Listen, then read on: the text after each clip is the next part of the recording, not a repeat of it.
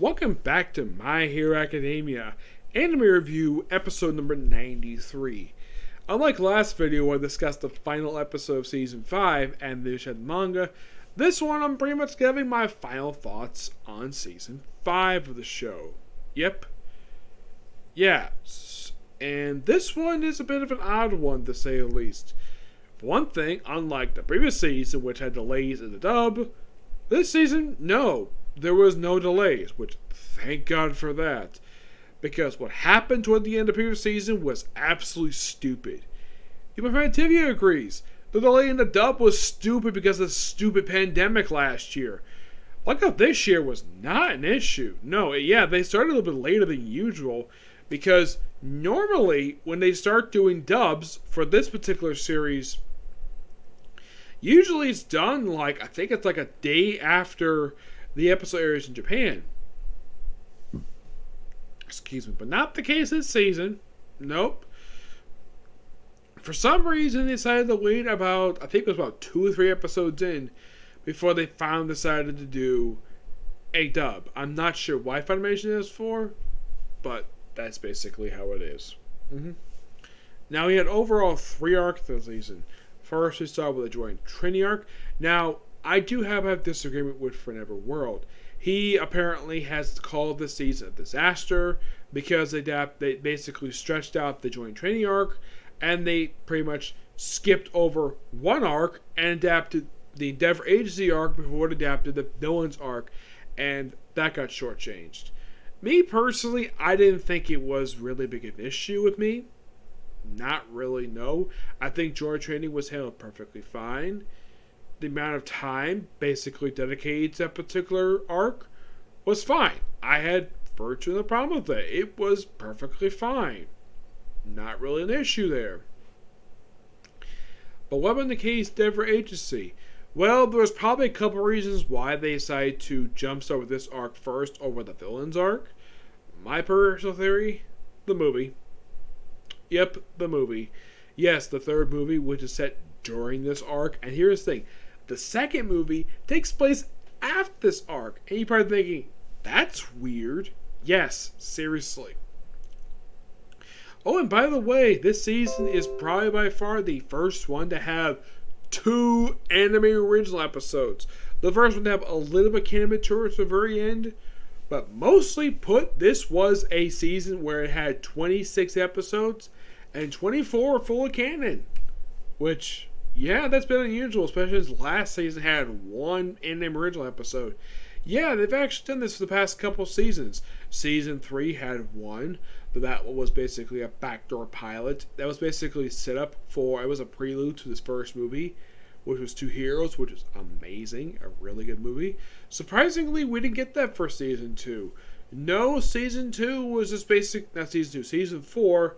Like, the very first episode was answering a question that apparently no viewer was asking for. It just was all I was pointing at, and him doing various interviews with various characters. In the case of when this season started up, when it's mostly an original episode, I think this was actually a really smart move on the part of Studio Bones to do. The reason being, and this is my personal theory, it's probably been a while since people had watched the anime, so giving a recap of basically who the characters are, and what the powers are, and what the code names are, that was really good. The ending bit basically hips up the Pro Heroes, basically finished the Pro Heroes arc, which I kind of predicted to be finishing up at the start of the season, because that's what we started off with, but the first full arc we saw adapted, Join Training. And the amount of episodes was fine. Took about 10 episodes. I think he did a really good job. In the case of Endeavor Agency, this one actually had 1 original episode during this arc. Though, like in the case of what happened in season 3, that was simply a prelude into the movie, which is out in Japan. I heard it's doing really well in Japan. Which, here's the thing, it's going to release here the end of this month. Which I'm so looking forward to watch this movie, especially as I've heard the movie is actually really good. Now, when it came to the movie, I will give my thoughts on this movie. Like, I don't think anybody expected this movie to come out until, like, images are pop up online, like, oh, we got a third movie coming out? Despite the fact Studio Bones said that the second movie was going to be the last one.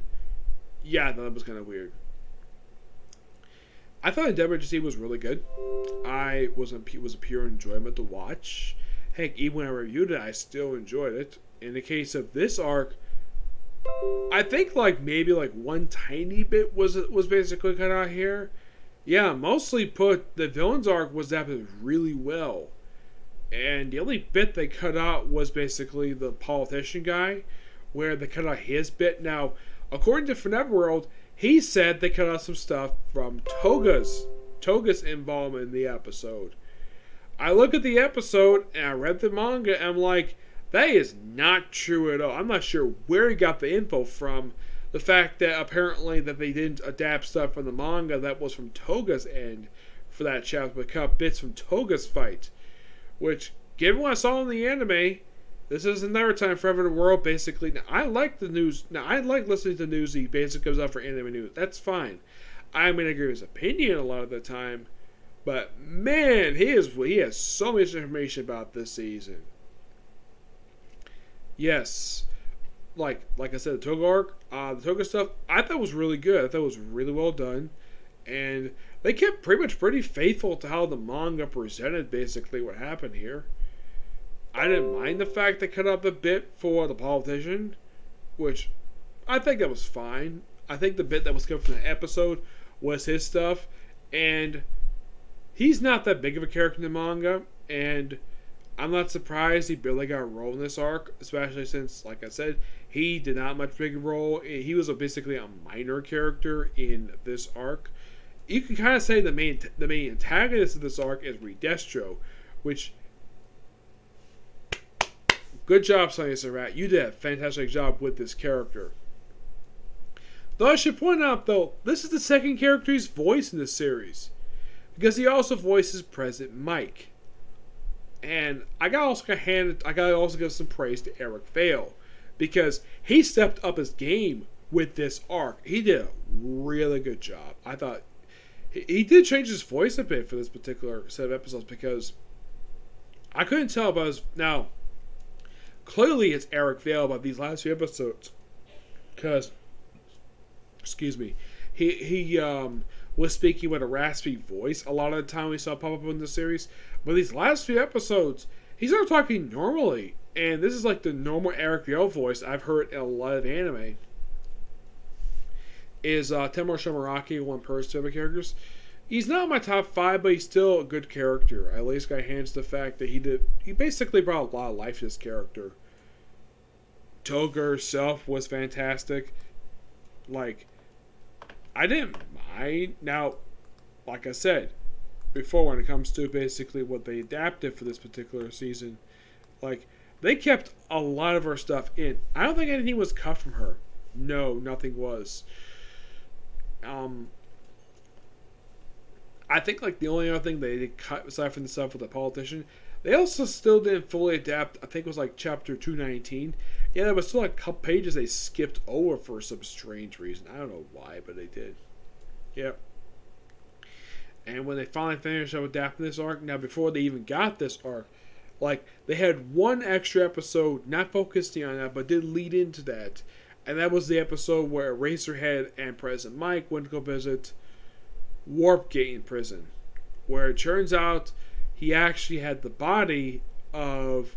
That it turns out he was actually Nemu, which, even when I read this a couple years ago, I was kind of surprised about this particular revelation, because he was a hero who did pop up in the Vigilante series, and they actually do, if you want to find out how, when he died, they actually show his death in chapter 60 of this series.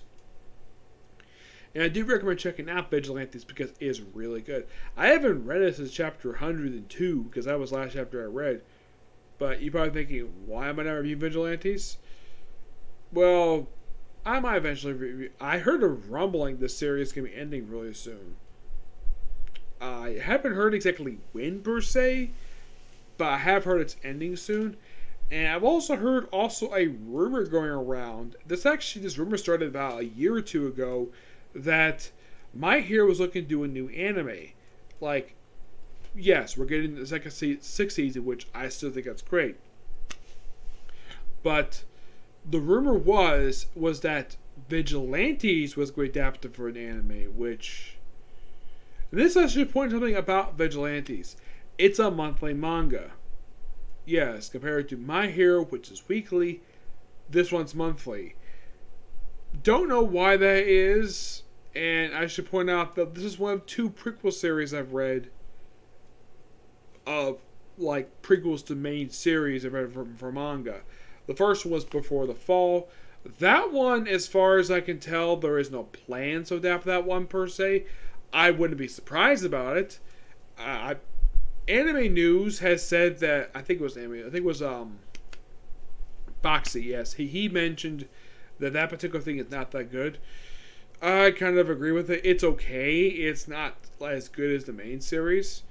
But for Vigilantes, it's good. It is a really good series.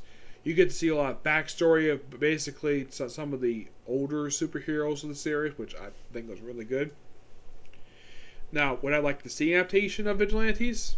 Yes. Yes, definitely. There's a good amount of character stuff in there. Like, you can get, as of right now, based on how much chapters been released, you can get a good 2 full seasons out of the show. As for when they're going to adapt it, don't know. I would think that probably the best time to work on it is probably between seasons 5 and 6. Because also, and they have not announced this yet, like, season 6, they did announce it was coming, which, great. Like in the case of season 5, I was not all that surprised because here's the thing, I was expecting a season 5, and we got it. And I personally love season 5. I think it was a really good season. Studio Bones did an absolutely fantastic job with this particular season. That's just my opinion anyways. If anybody else feels on the way otherwise, perfectly fine. If you feel this other season did a terrible job, that's your opinion. You can stick to it. I think the season was really good. Yep. And I'm definitely looking forward to season 6 when it comes out. I have not heard a potential release date for it. I think it, based on how the season generally released, my guess, April is when it's going to be released. That is just my personal guess anyways. And I should point out though, ending this particular month is not that surprising given the fact that generally, like, I think only season 4 was the only one who didn't end in October. No, this one actually ended around May because of the delays of the pandemic. But there was a reason why season 4 started in October was to not interfere with, my guess is because of Attack on Titan season 4. Yes, this one basically, in my opinion, like, actual season 3. I think that the show did not want to interfere with that, so they pushed it to that point. This time, not really sure of why they went in April this time, which has generally been the start release date for this particular series. Yeah, with the exception of season 4, have generally started in April and then run in October, which I think is perfectly fine. Yep. So yeah, that's it for particular review. Next review is going to be Black Clover. Okay, next video. Bye.